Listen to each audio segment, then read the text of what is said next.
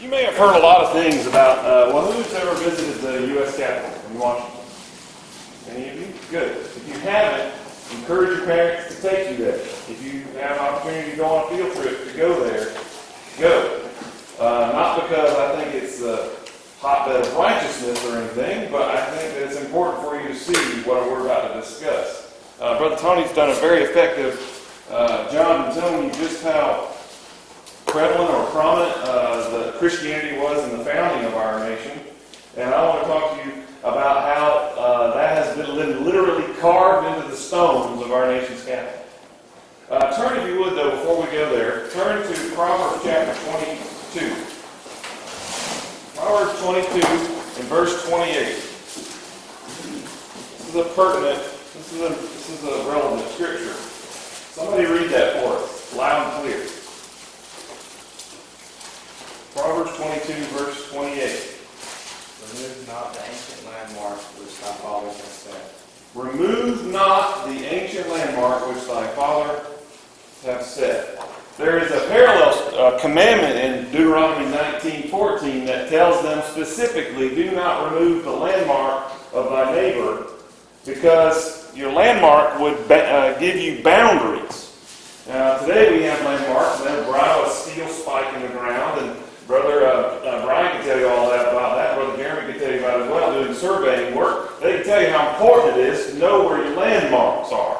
And once upon a time, they didn't drive those steel pins in the ground, so they didn't know necessarily where things were. If somebody cut down a tree or moved a stone or things like that, that was the natural boundary. We have rivers and other things. And land disputes start because people argue about where the landmark is. And we have this conflict in the United States today because we've forgotten to look for the landmarks. The landmarks of our faith, the landmarks of the founding of our country. And we want to ignore the ones that are ready for us to see. I mean, the Bible is the most published book in the world, and yet I fear it is the most poorly read book in the world as well. So I want to talk to you a little bit about the landmarks, if you will, that are in our nation's capital. I've got a handout here, but all it is basically a blank page. So you got plenty of blank pages, so I'm not going to even bother giving it to you, because I want to just discuss. Anybody been to the Capitol and seen carvings on the walls of, say, the Lincoln Memorial or inside the Capitol building? Yeah. What do those often talk about? God. Huh.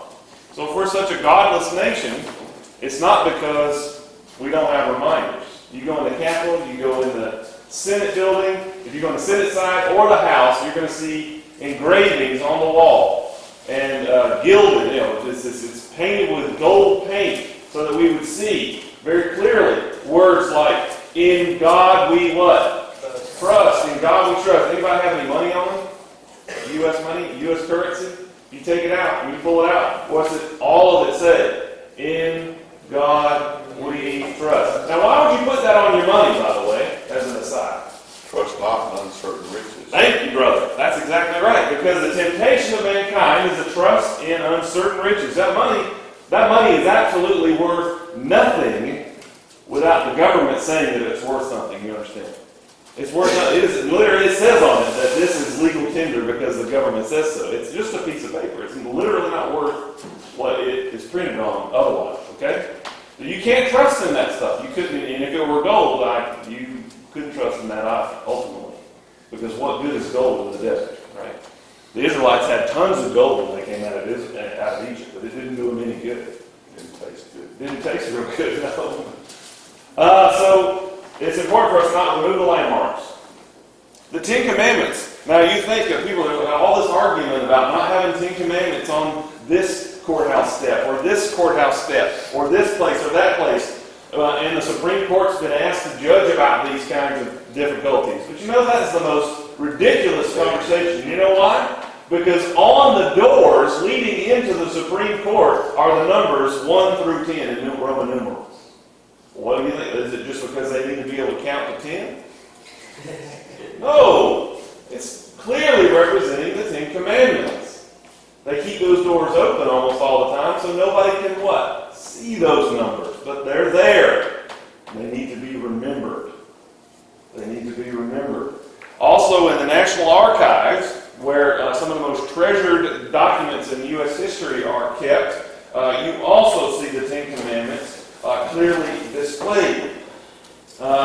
Interestingly enough, Jefferson is often one pointed to as a person who was not a believer in Christ. He may have had some different ideas than you and I might have, but interestingly enough, he was probably a better Bible student than anyone in this room, other than maybe Brother Billy. He read the Bible constantly, had multiple translations of the Bible in his personal library.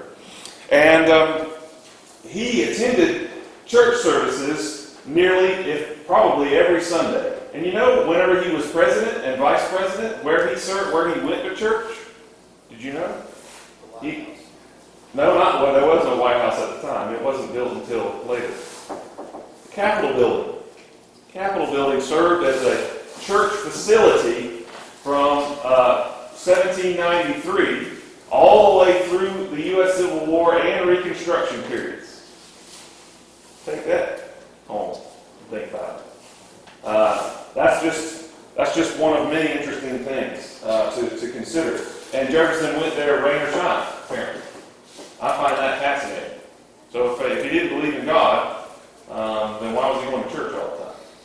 That doesn't really make sense. Okay? But that's just one example.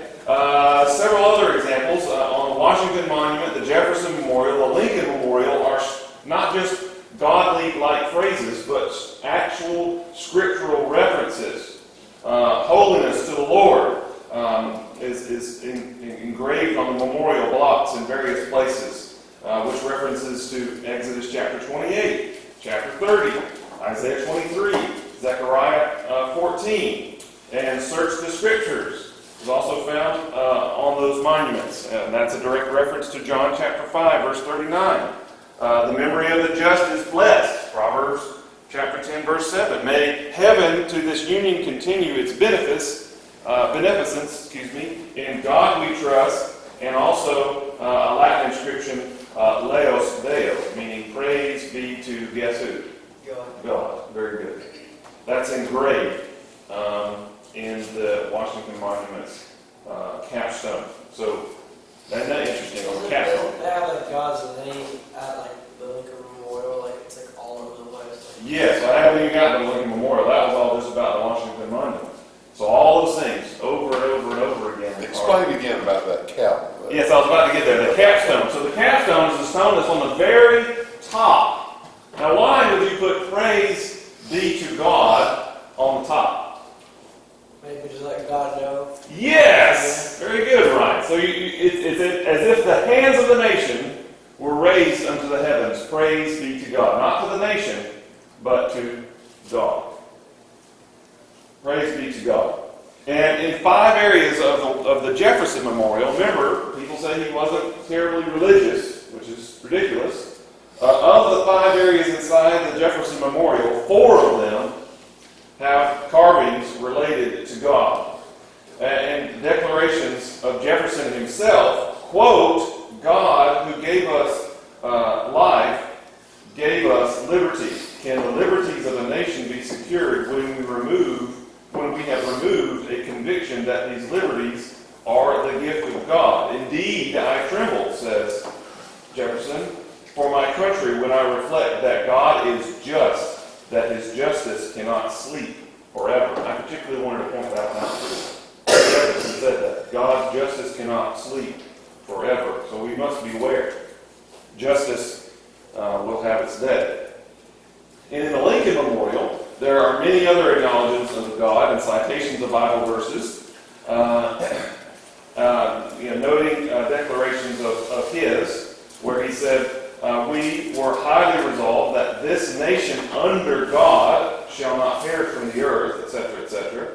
And the Almighty has his own purposes, quote, woe unto the world because of offenses, for it must needs be that offenses come, but woe to that man by whom the offense cometh.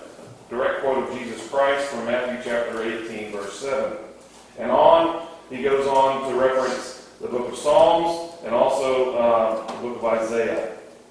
And in the Library of Congress, I mentioned earlier, there are references to Ten Commandments. Excuse me, that was the National Archives. In the Library of Congress, there is the giant Bible of Mites that's on permanent display, and also the Gutenberg Bible, which was a revolutionary document for sure, that made it possible for you and I to have a printed Bible instead of having to be handwritten version of the Scripture.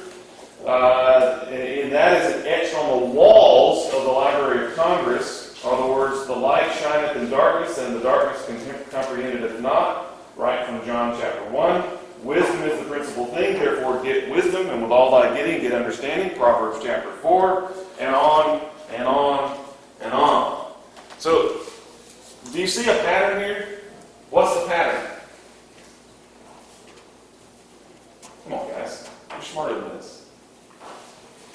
What's the pattern? That if they try to take away God's name, there would be no nation. Yeah. They're trying, many people in our nation are trying to remove the landmarks. Because if you remove the landmarks, then you get to define where the boundaries are. Brother Billy and I, we will eventually grow old and die. And you will take our place. It will be your job to make sure that they do not remove the landmarks. We are constantly in prayer that you will do just that. And there's a lot more besides. We don't even have time to get into it all. It's good stuff. Don't let them trick you. Don't let them trick you. It's kind of like this nation was found. They can try all they want to try to take away God's name out of the landmarks. Or they even try to take up what you say, the markings of Braille, the boundaries on it. But if they even try to if they try to take one or even all of them, they're basically just destroying the entire foundation of what they're doing on. So it's literally just That's the danger, bro.